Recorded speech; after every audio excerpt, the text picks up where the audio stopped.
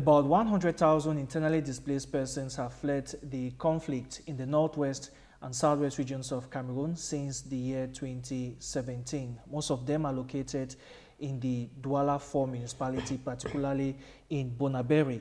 Away from their homes, they face several challenges in their host communities, ranging from mental health issues to violent extremism.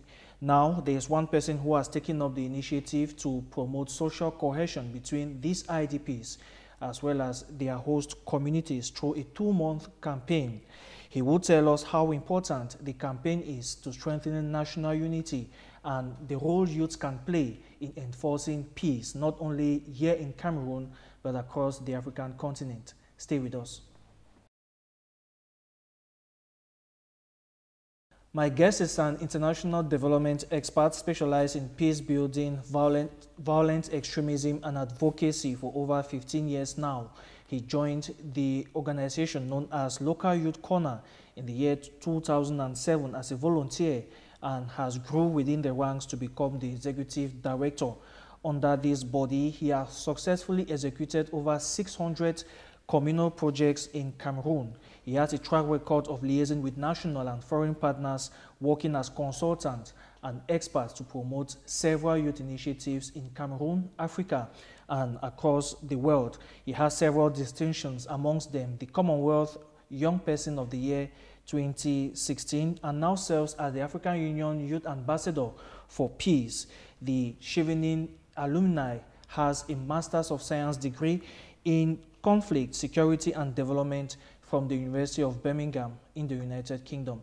Join me to welcome Christian Achaleke. Christian, it's a pleasure having you on the program. Thank you very much, Peter. Yeah. It's been a great time in Douala, and I'm very pleased that your team was able to work with us throughout this period of the Jamboree in Douala. Sure, you're beginning to let the cat out of the bag. We'll move right away into the main issue now. Just as you said, NA WE WE Jamboree, which of course is the name of the campaign, has finally ended after 2 months of communion amongst internally displaced persons. Why the focus on IDPs? Well, Peter, you know that conflict is something which is very interesting. Interesting because it has impacts which eyes cannot see, and it has impacts which are also physical. We have people who have been displaced. Many of them have seen violence of all sorts. And when you see these things, it affects your personality, it affects your mental health, and could even lead to more. Unfortunately, when people move from one place into another, it also creates a tension, because people who used to be there before you came would feel that you are coming to take the opportunities. And that's what we were seeing. A study we did in 2018-19 actually showed that people have moved into Douala from the northwest and the southwest region, who is not their fault, but also coming to meet people in Douala who were also facing economic issues already. And because in Douala, people are also already living under $1, you know, a day already. So IDPs came as well. And you know, coming with that frustration and all of that also would push them to do some things which they might even work lesser than what is paid for a job just because they want to survive. And this was creating some kind of tension, and also because they are frustrated, they are challenged, you know. And interestingly, humanitarian response, you know, to these was providing support, but creating some kind of misunderstanding. People were questioning, why is it only IDPs that they are training how to sew clothes and they're giving them food? We were suffering before. So we realized that from different fronts, there were issues. And we thought of bringing in something different, sports and recreational activity, to create a common ground where IDPs and host community members would play together. And that's where we came with the team, NA WE WE, which is in Pidgin. And we say, we the play together, we the glad together. Because one of the challenges that people have not been eating together in a country like Cameroon. Now, we are saying, let's play together. We'll be able to be glad together. And we've seen that work.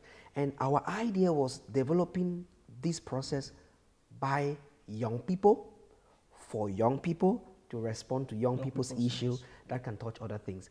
That was actually our idea, and that's how we started with NA WE WE sports jamboree, creating a local organizing committee of young people that we trained them for a period of 6 months to organize this, because it was sports, not regular sports, but sports to speak to people's hearts and make people feel different.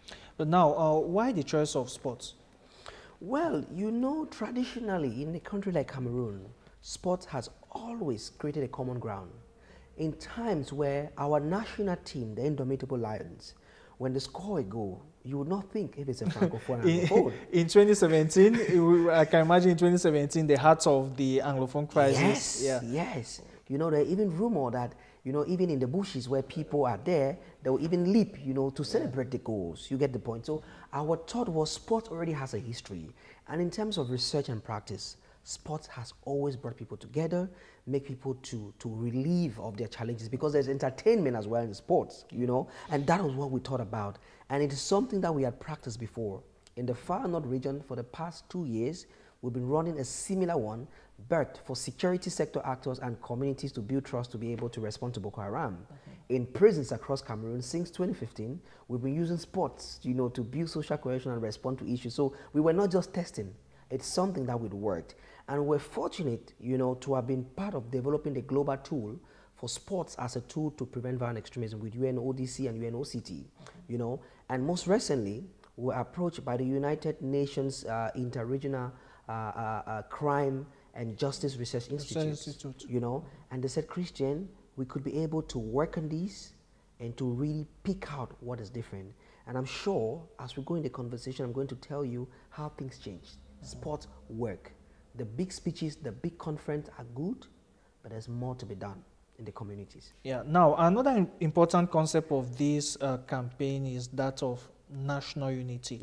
Yeah. How significant was it for you to bring that out using this campaign? Well, I think that the conversation of unity is even too big. You get the point. We take it low, okay? There's more that unites people than just words, than just activity, than resources. Sometimes things which makes you in it, your skills unites people. So our idea was that we go beyond mantras to practice, where even the names of the teams for the tournament, you had Team Love, Team Justice, Team Tolerance, Team Unity, and all of that. The idea was that we connect people beyond, you know, identity or social class. So we could see that you had an IDP playing with a community member. We could see that you are a Francophone, you are playing with an Anglophone. We could see that you are from the Northwest, you are playing with the Southwest. We could see that you are from Littoral. So they were playing together and working together. It's never easy. I could learn that from this process, because we had situations where teams were, you know, having arguments. But interestingly, at some point, they are able to resolve and they come together. In the process of this, every game, we had to invite one person in the team to do a kind of sensitization on their team, of which there's on their jersey. Yeah. So we want to imbibe in people these values rather than talking about them a lot. And this has been a process. And as I said, observing this for 2 months, we've seen big change. We've seen change in attitude. We've seen even the change in the smiles in people's face. And that's why the finals, the way we did the finals was very important. And I'm sure I'm going to talk about that in the next session. Yeah, sure. Now, away from the pitch, how important is it for IDPs and host communities to come together? My dear brother, in this process, we have a strong research team. We've been collecting data, we've been collecting perspective. Before we started the tournament, we collected data and perspectives from IDPs and host community members. We could see tension existing. As we speak, every time we're collecting to see the change. Behold, change in perception and perspective about each other has happened. Yeah. Tolerance, we can see it happening. We could see teams that from the beginning, they found it difficult to constitute a mixed team.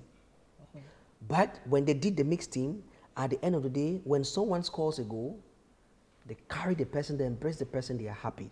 I think this is the significance they have. Also, you know, the pain of fleeing conflict bothers you, you have limited places to smile. So registration entry was all free for the tournament, to an extent where we didn't limit anyone.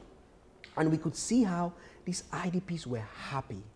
A happy heart breeds more success. And that's what we brought to them. We are sure that the NA WE WE Jamboree's impact is moving through them to become a lifestyle of being happy, of smiling. Many of them saw Mr. Leo yesterday. For them, it's big because it's a role model. Many of them saw diplomats playing in rainwater. They saw influential young people from fashion and the others playing in rainwater. They saw influential young people like Boni Dashako in the pitch, watching with the rain. It speaks volume to say that our social class, our job description, or where we are from does not separate us. And that's why we had to use this approach of NA WE WE.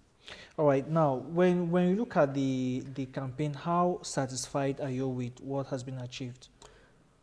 In terms of satisfaction, I must say that it has gone beyond what I thought. Firstly, in terms of mobilization, we thought Douala is a busy town. People will be busy doing their things. They will not need to come to the field.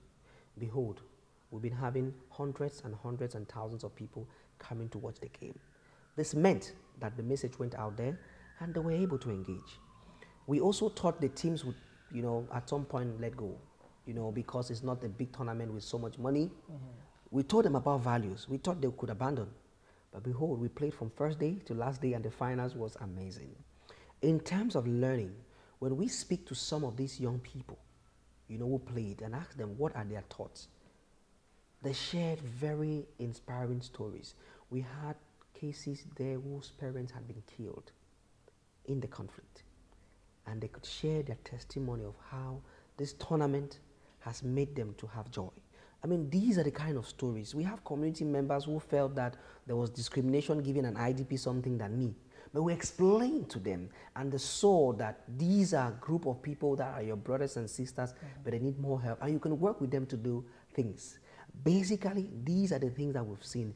And in terms of engagement of partners, from the beginning when we spoke to partners, because it was young people, they were minimizing the thing. We said, oh, can you support us? They turned and turned and turned. When we spoke to Dash Media, I said, yes, we're going to give you coverage. We're going to give you Let's Screen. I said, wow. When we spoke to this, they said, but they would prefer to spend a lot of money to do big conferences. But the things that changes, they don't see. So when we went from day one, we kept communicating. It was young people, yes, we kept communicating. And toward the end, we saw massive support, technically present, for British High Commissioner and Canadian High Commissioner to travel all the way from Yaoundé to come and be part of this process. It spoke very loud. For the Minister of Youth Affairs to give patronage and for the Minister to send a personal representative on ground, it was amazing. We had different stakeholders who came to say, we can do this. Our hope is communities, stakeholders need to understand there's more we can do for people than just giving food, than just giving water. We need to build on ethics and morals and find a common ground, then for us to build. That is the satisfaction I've seen.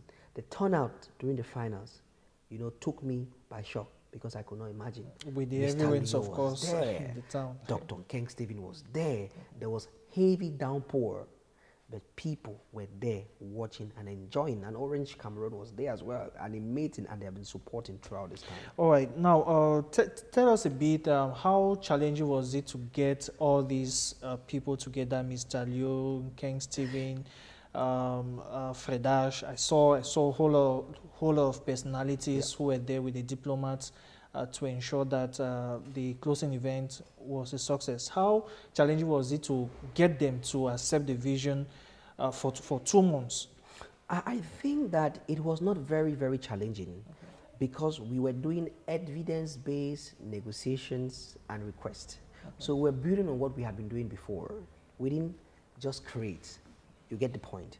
And building on that and presenting to them the importance of this and evidence. There were reports by Dash Media, CRTV, and the others. We shared to them and said, look at what is happening. Can you join us? We didn't have money to pay for Mr. Liu to come. We didn't have money to pay for Dr. King Stephen to come or Fredash and the others. But they saw the importance of this and came. For diplomats to travel from Yaoundé and the minister representing from Yaoundé to come is because we showed them evidence. I would not say it was difficult to have them. And also because we had interlocutors. We had partners, the KB group, that also came and said, we can speak to ABC for them to come. The British Council was there. It was not easy, it was not difficult. What was difficult was creating the teams. We were doing a jamboree that had 5 different disciplines. It's hard to do. It's not just a football tournament. It was football boys, football girls, handball, basketball, and dancing, with almost 700 direct participants in the process. You had to dress them, you had to convince them. There are some times where they had misunderstanding. We had to speak with them, we had to make them dialogue. It was a lot of stress. And my colleague, you know, who was working on this, a young lady, interestingly, this process from start to end was led by a young lady, my colleague who was working on this. Caroline worked, and we achieved this. So I think the biggest challenge sometimes is for communities to understand the importance of having a sports tournament where you will not get a 1 million check, but it would build social value and a common ground for development to come. I think that was the most difficult part of it. All right, just take us through to the finals. How was it and everything? The finals was fanfare, you know. The local organizing committee planned, you know, we were on the ground earlier before. We met with partners, Dash and others.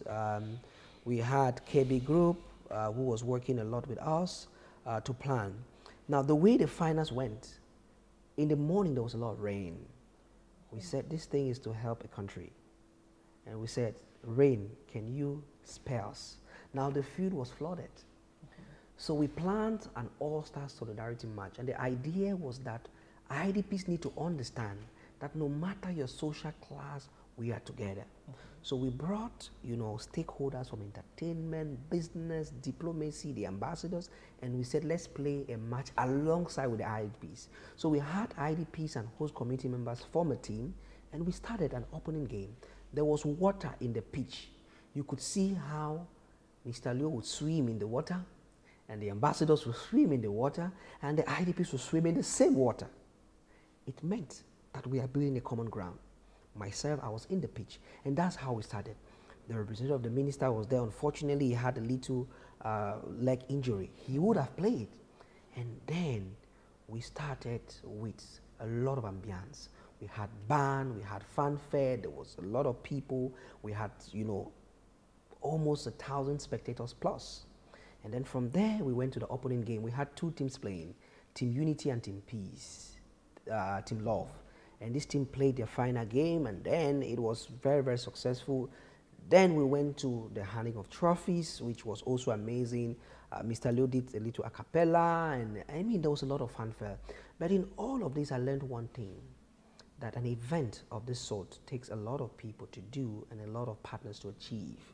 Without all the other partners that we have, Glutilo and many others, we would not have been able to achieve it. And even mentorship, because at the African Union, we had mentorship in the process of this, guidance, best practices and all of that, and we had to improve that. So you see that stakeholders will come with different kind of things. And in the handing over of the trophy, we could see and we could hear some of the players saying that we felt happy that these people came to play with us. And alternatively, the diplomats were saying to them it was one of the best experiences to play in a pond of water and playing with this community. So to me, those were the high points, you know, of these finals.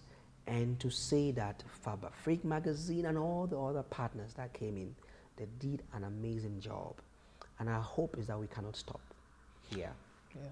So looking forward to the next edition. Definitely. Yeah. We will start planning for the next edition as fast as we can, because we've seen the transformative value for this. The resources we use to do this event is not very much as compared to what is used to do other things. And these young people are excited, are happy, and they are hoping there will be relief. And remember, it was during, you know, holidays, where holidays are usually very challenging. And with other partners, you know, we were able to mobilize even school, back to school, books and bags, and we donated to some of them to take them back to school. All right, now let's talk a little bit about the support which we have been saying. I'm more particularly interested with government support through the Ministry of Youth Affairs. How important is government's involvement to initiatives like this? Well, I think that government's involvement in initiatives like these are very strategic in terms of facilitating access.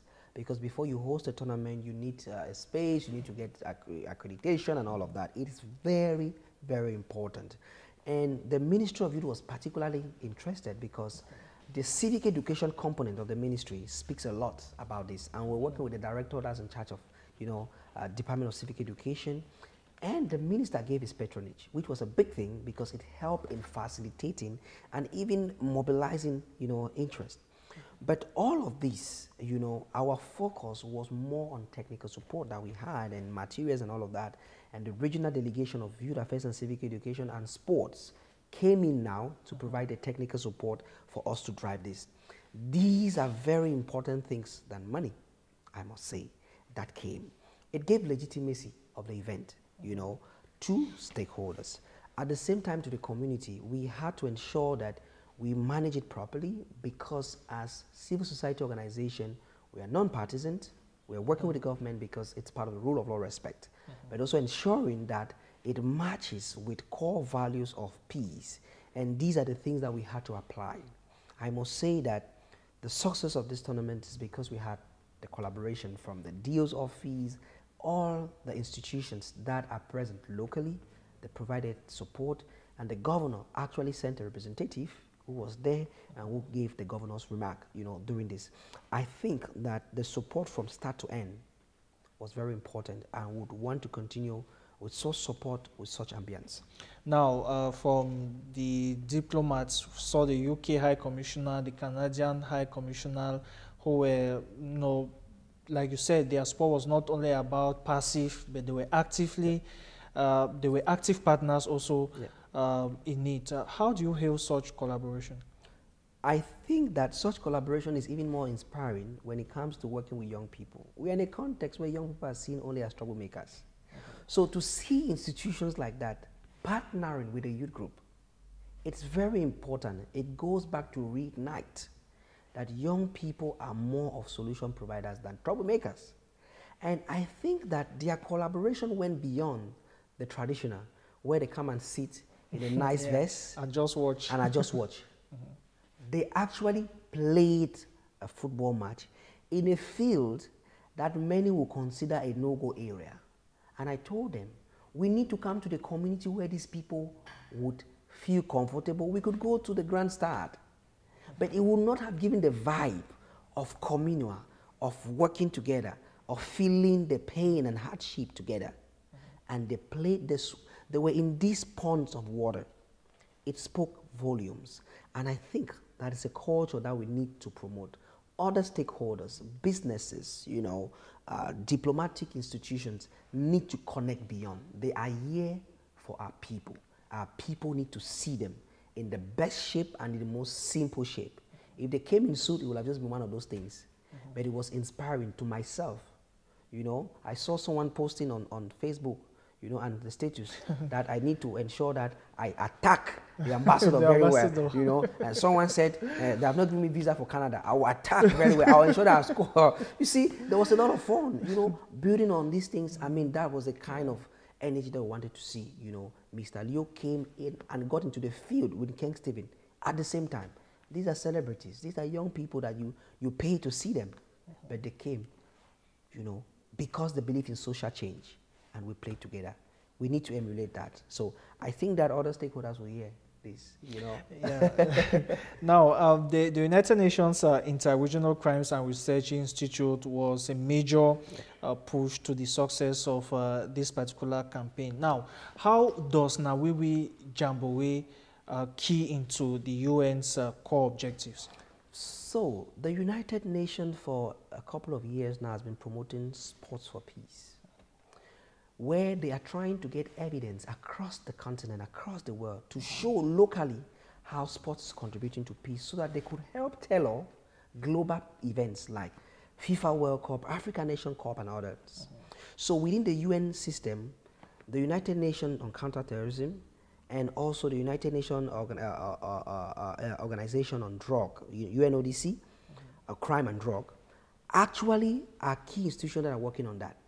So they have been looking for evidence at local level that they can speak to global issues. In prelude to preparation of Qatar World Cup, my colleague was actually in Qatar to speak to these issues, what we are doing, how good it is. Now, the beauty of what is happening is that this local thing that we are doing, that people were thinking was a joke, is actually fitting into global conversation among best practices. As we speak, there are conversations with these UN agencies to see how what has happened in Cameroon could be done in Kenya, could be done in South Africa. You saw how Nelson Mandela used sports, yeah? Sure.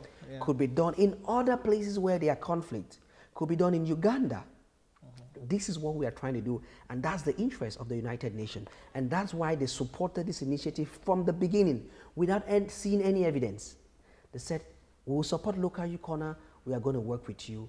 You should be able to mobilize local partners for you to deliver this, and I'm very sure they will be proud.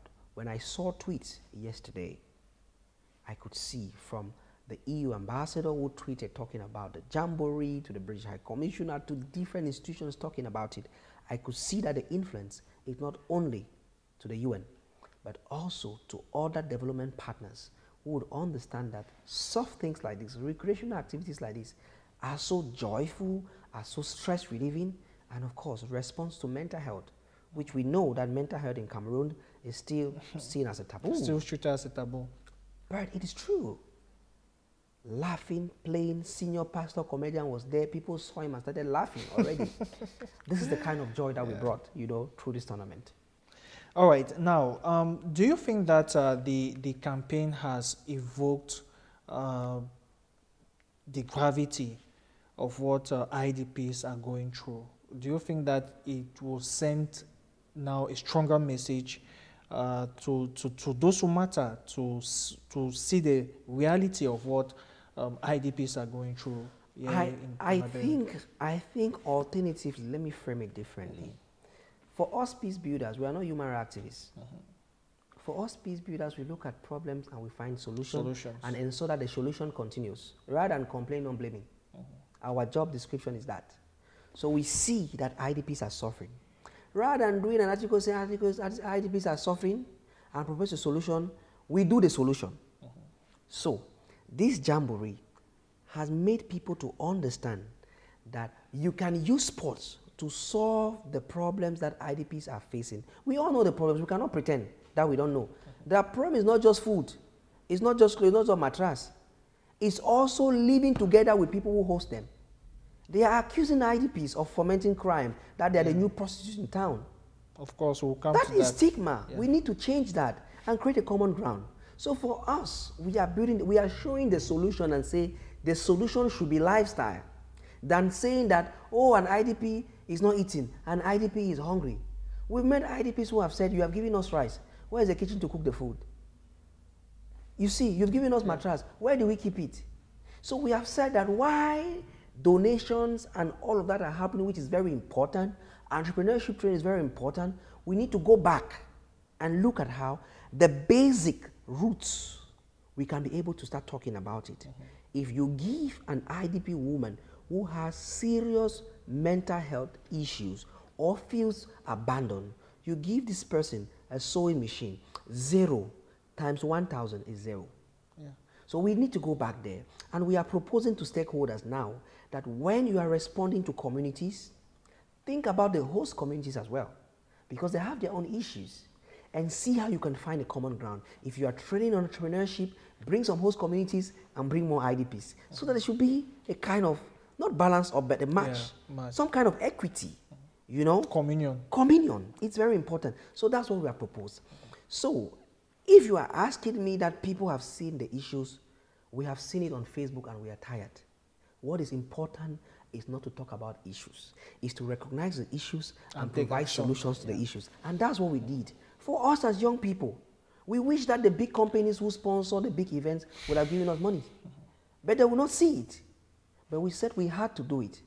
And when they will see Dash Media reporting this, I'm sure it will speak to them to say that young people in Cameroon are solution-oriented and we are not troublemakers. They accuse us of carrying arms. How many young people? If truly young people were troublemakers, do you think we'll even sit here? You will not be here. You are a young person. Not sure. We are 75% of the country's population.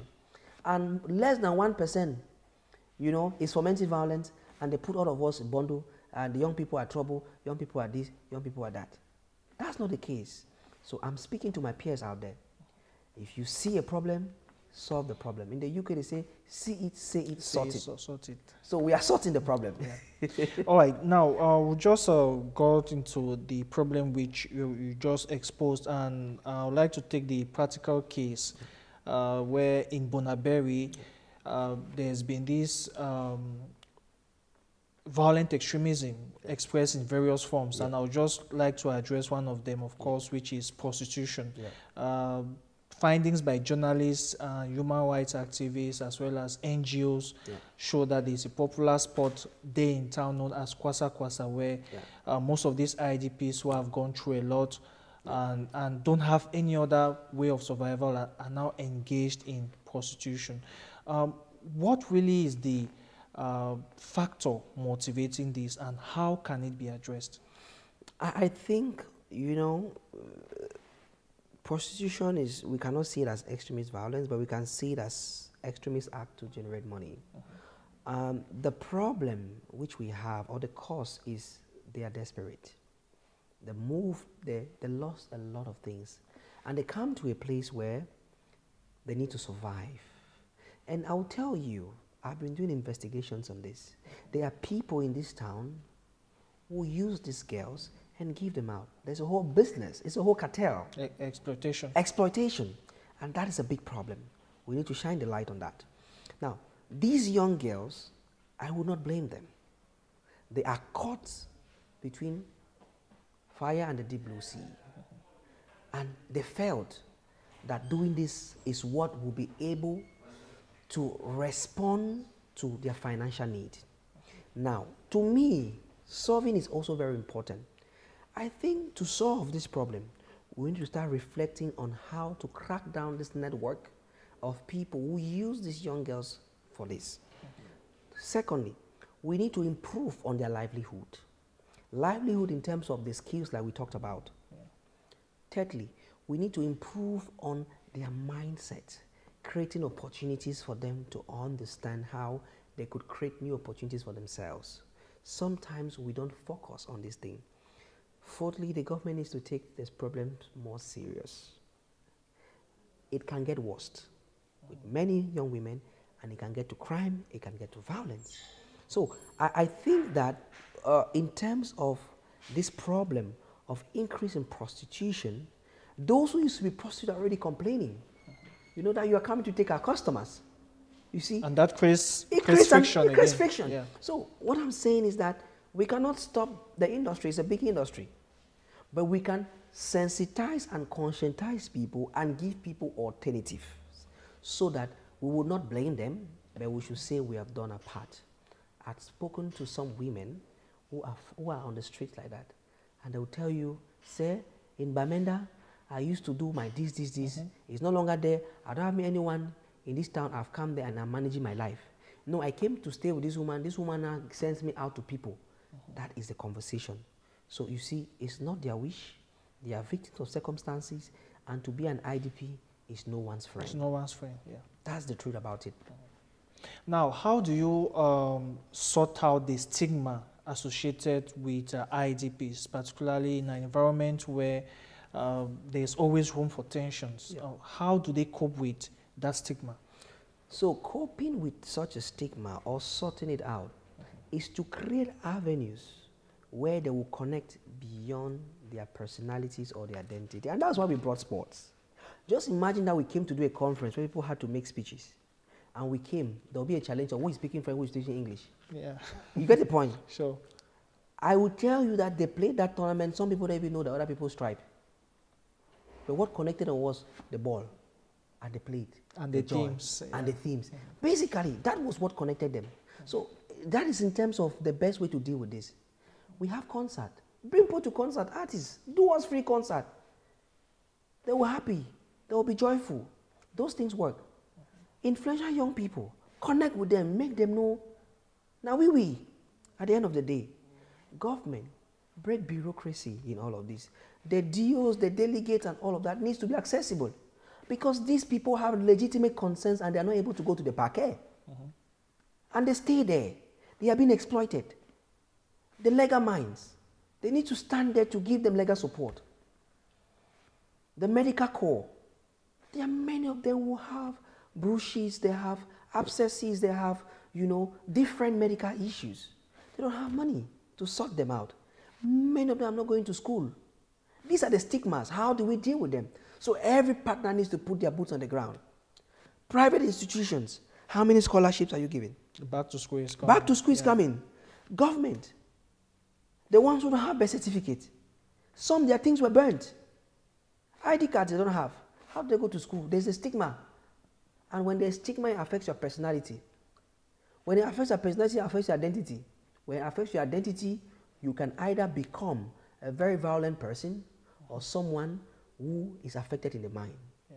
My days of working on Boko Haram in the northeast of Nigeria and other conflict places, when I spoke to young people who have been part of armed groups, they will tell you, it's because my identity as a young person was questioned, was insulted, and I think violence is the only way I can be able to sort it out. So I think that we need to rethink this.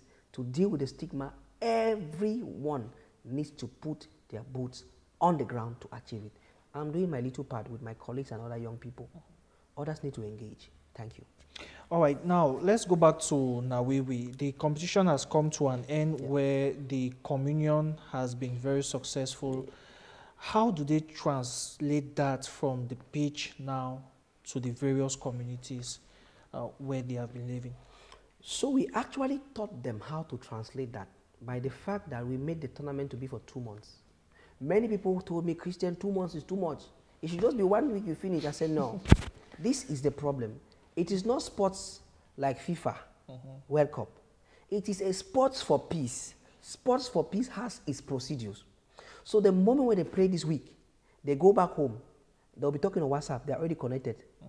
There are people there were IDPs here who did not even have the number of a host community member that they could chat with. Now you have, you communicate. They go for practice. They play on the week. They play during the weekend. They go and come. They go and come. That was the reason why we made it long. People thought it should be normal. I said no. The thing is the process of achieving what we want to get. You will get a common ground. People have time. If it was 1 week, be rest assured, it would just be a football tournament. But it was time. I will meet with the coaches. We would talk to the coaches. We will sensitize them. We will advise them. My colleagues will be on the field every day where there's a little tension, because football always has tension. We'll bring them, try to speak to them, try to make them understand. So it had some kind of workshop training inside football. At the same time, I'm building a culture of peace, basically. So that is my perspective to respond to that answer. We believe they have made new friends. For the young one who are still adults, maybe they have made new girlfriends and boyfriends, you know? And then we'll talk about other things. Some have found new mentors. Some have found those who are very talented, very skillful, who can play better. And there, that's how we build a common ground. We are not expecting 1,000 people to change that in a day. And that's why we are hoping to do this every year so that we are able to get results and do it better. We failed on a lot of things, but we are learning to improve. Basically, that has been our strategy. All right. Now, let's go up north with the situation of Boko Haram. Yep. You said that the experience from the north inspired you to bring it down here. Take us through the experience of those in the north who were affected by the conflict. So in the far north region, we've been working there since 2017. And as part of my career, I've had the opportunity to work in conflict hotspots. I've had the opportunity to work with former ICs, you know, and different, and engage Al-Shabaab and all of that. One of the things that we saw was that sports was important, especially in cases where there is the common enemy. So in the far north, the enemy is known as Boko Haram.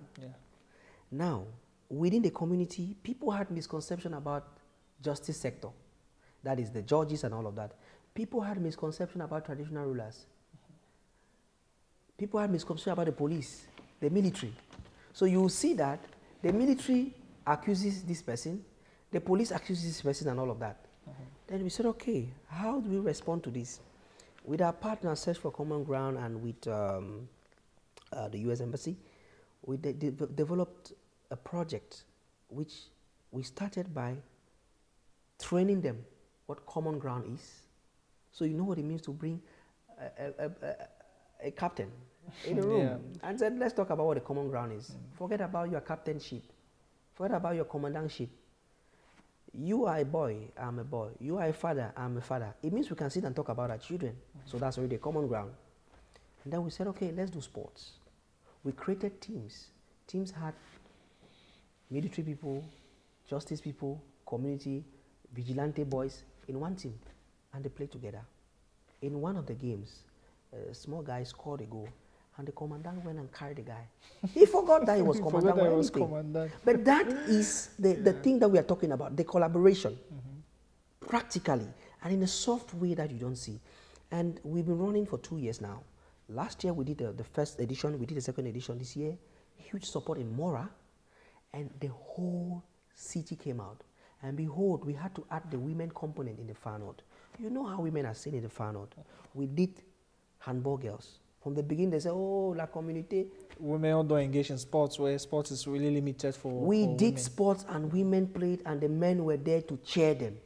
He for she. It happened. And now, other people who organize jamborees or tournaments in the Far North are putting women competition. They didn't used to do before. So you see that we also set the pace for other people to do good work.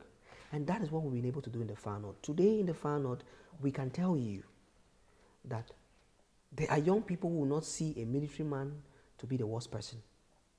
There are military people who will not see a young person and think, oh, this young person is a bad boy, is a Boko Haram. They will understand that they have their own issues. There are traditional rulers who would value young people and will value. So it's that kind of experience that we've had. And we are trying to do now with IDPs and host communities, because in a town like Douala, if we do not manage it properly, from my experience, it would explode into something that we cannot fix. That is what my experience have taught me. And like I told you, we don't work because we just want to work. It is long time in this space. For me, it's 15 years. And I worked at policy, I worked at practice, and 50 different countries and more. What we are doing in Cameroon, we just need to emulate it. We have many people doing it in Bafoussam, in this, in that, in that. Peter, we would see a better living in Cameroon. All right, now let's move to the next chapter. You have had several feathers on your cap in your role as a peace expert for many years now. And earlier in the year, you were made the African Union Youth Ambassador for Peace. How challenging has your task been when you look at Cameroon with secessionists and Boko Haram, there's Chad with the FACT rebels, the coup d'etat transition that has been managed, the situation in the Central African Republic, which is still dire, the crisis in the Eastern Democratic Republic of Congo. Very, very challenging for you. Well, Peter, I must say that the opportunity that was offered to me by the African Union, it came at a time where unfortunately, the Central Africa region that I represent within this program is going through a lot. But I was fortunate as well that I'm a field person who has worked on policy. So my understanding of how the conflict context in the different countries, DRC, Chad, and all of that, there was a little understanding. That made me even more confident to work on this. But the beauty is the fact that in these countries, they had already been investing in young people who love peace. So my job is to build on that, what is already existing. And in a country like Cameroon, there are amazing young people working on peace and security issues and others. My job is not to reinvent the wheel. It's to build on them, to say, young people, I speak for you. I report to the AU Peace and Security Council. I was fortunate to be the first young person to address the AU Peace and Security Council on youth peace and security issues. And while we're in Burundi, in one of the Peace and Security Council meetings, I still presented young people's perspectives. Now, what is making my work easier is that there's already a huge crowd of young people who love peace. Some do not have direction. Our work is to ensure that we provide capacity building.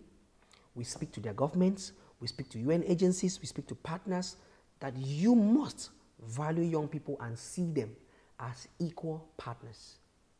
Peter, the cost of a Kalashnikov can be able to train a huge group of young people. Not talk of a rocket launcher. So the amount of money which is spent in warfare,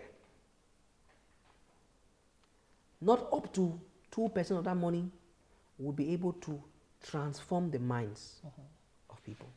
So my role is to advise that rather than doing the counter process of violence, Should do a preventive. we should do a preventive and do a transformation of it. We transform the conflict into something else which becomes positive. That is actually my role. Serving the 11 countries within the regions is a big task. But for a young person, is no task. Because we have the energy, we have been going for capacity, we have been going for partnership, and working with existing mechanism. True, resources is always a challenge. But our work is focused on advocacy. For me, I speak on evidence base.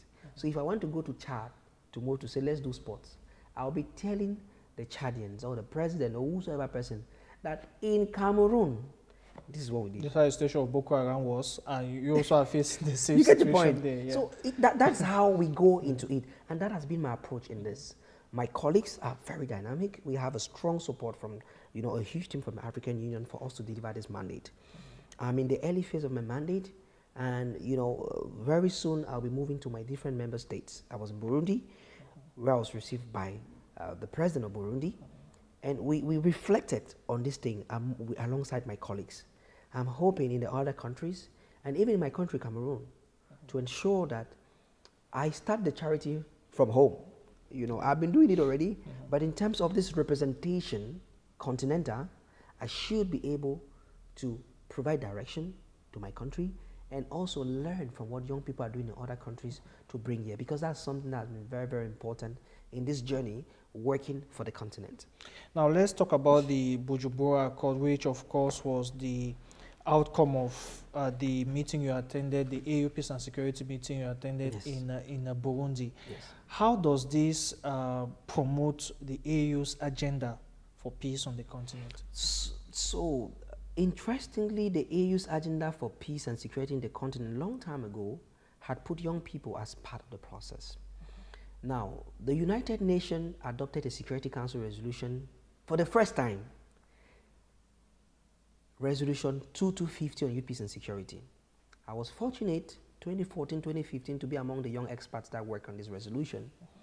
And to me, it was a big pleasure working on a Security Council conversation. You can know what Security Council conversations mean.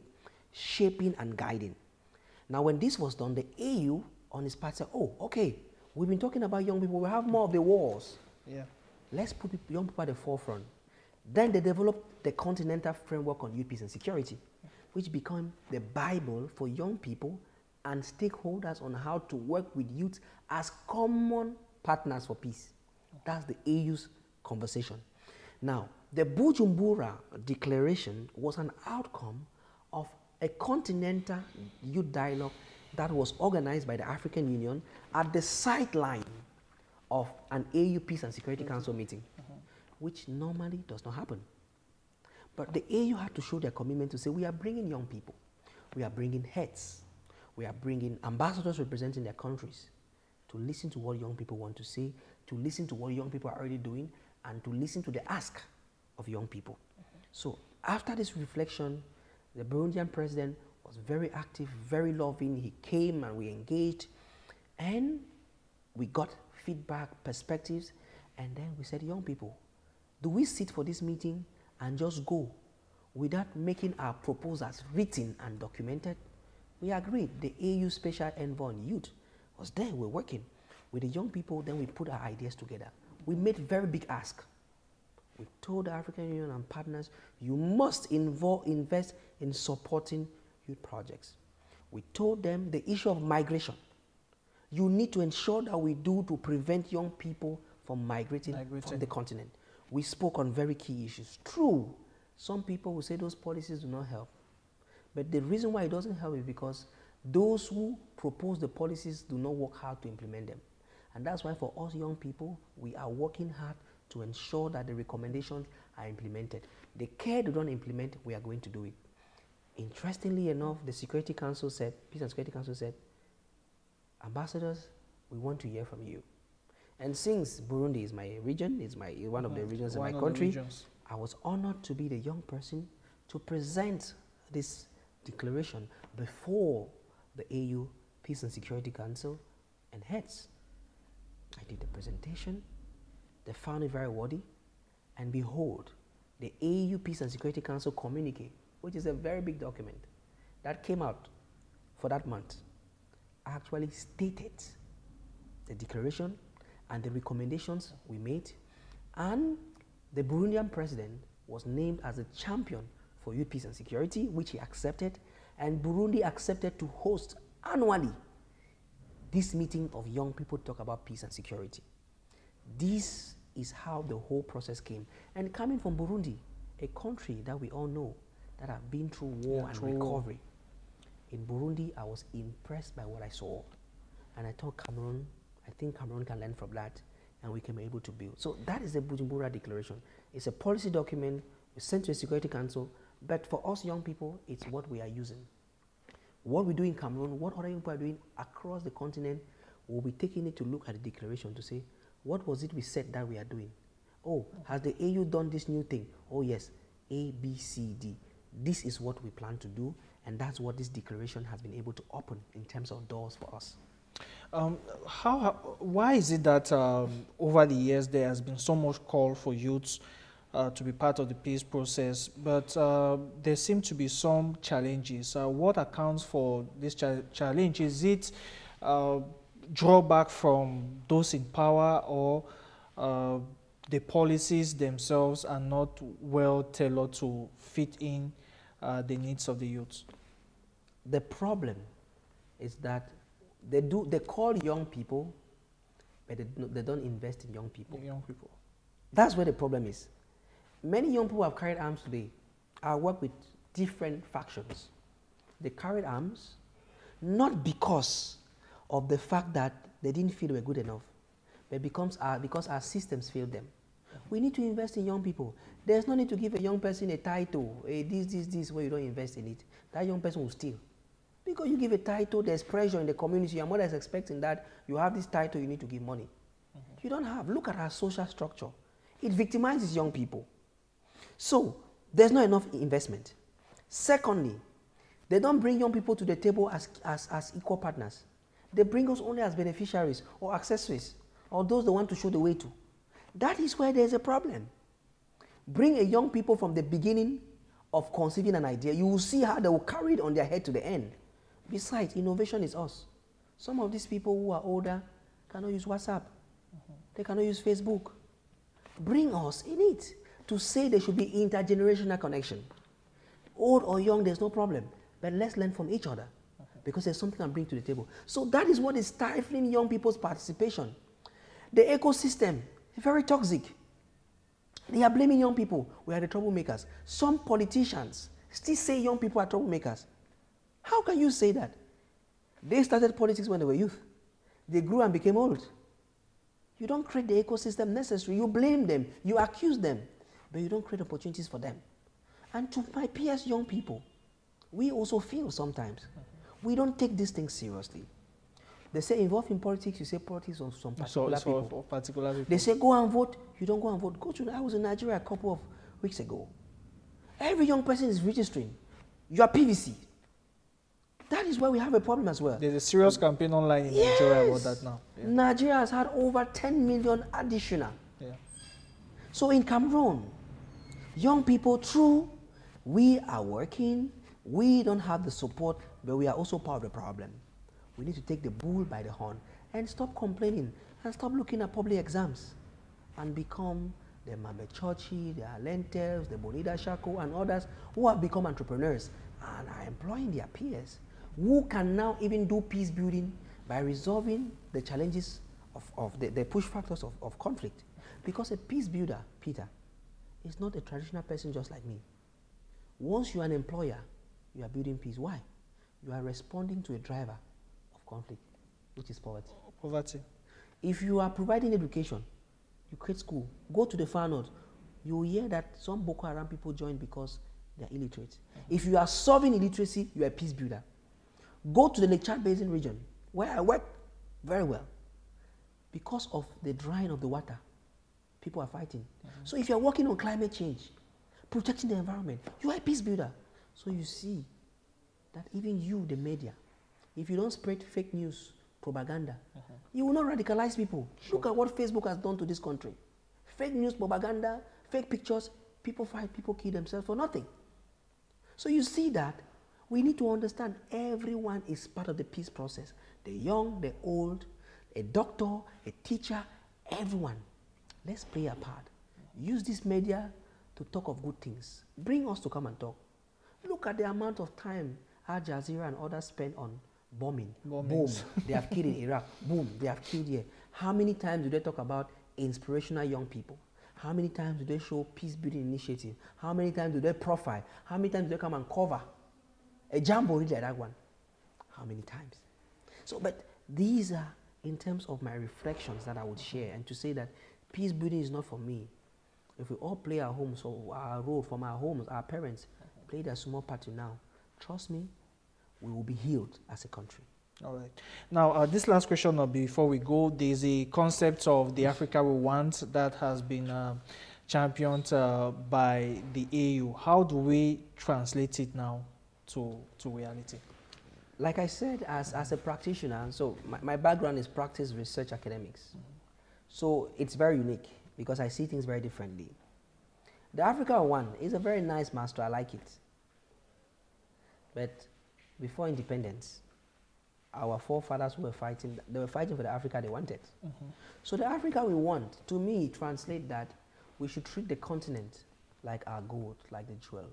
We should start treating our homes, respecting our parents, our homes, respecting our communities, treating it well, not trashing that Hizaka will come and carry.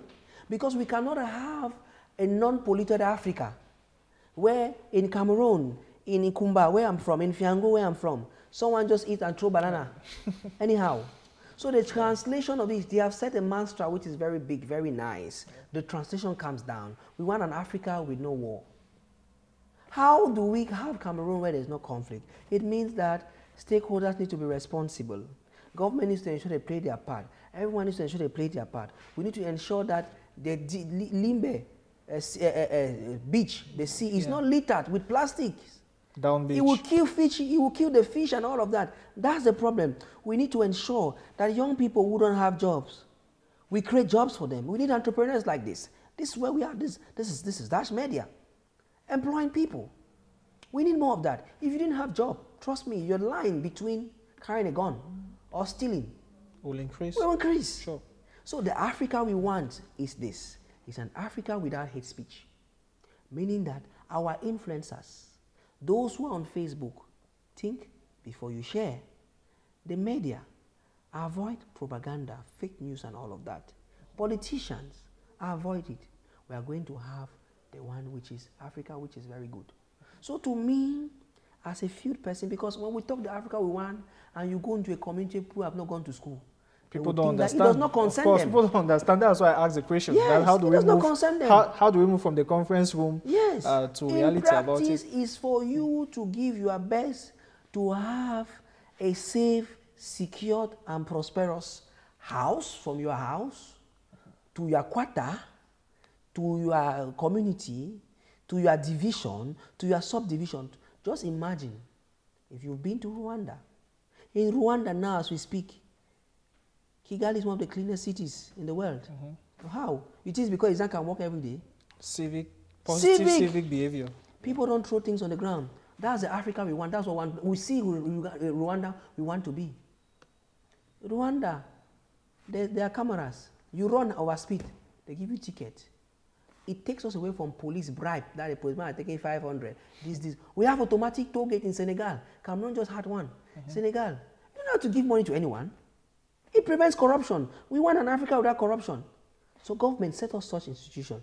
Communities know that a police is supposed to respect you. A military is not supposed to treat you wrongly.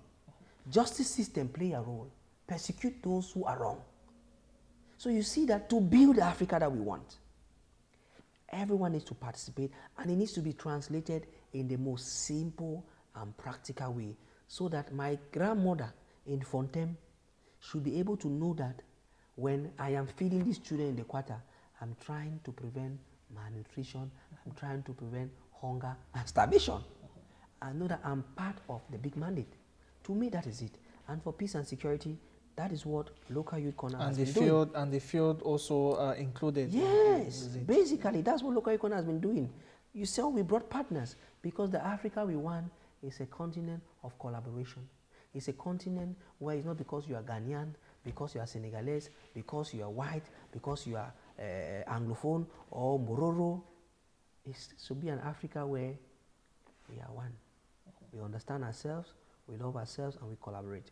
It's very difficult because it has been made to be big speeches. It has been made in conference room.